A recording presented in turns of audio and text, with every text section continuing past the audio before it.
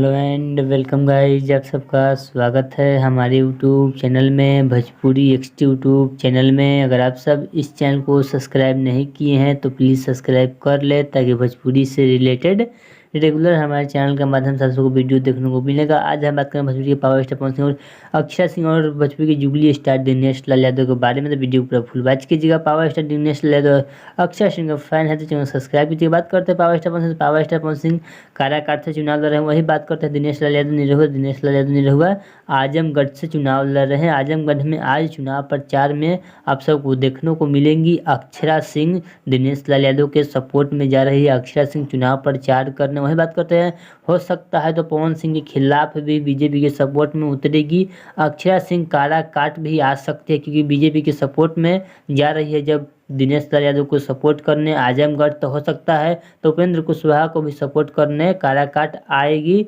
हो सकता है तो। लेकिन बताती है अक्षय सिंह, कहती है कि मैं काराकाट नहीं जाने वाली हूँ, दूर दूर तक अभी तक कुछ न्योता नहीं है।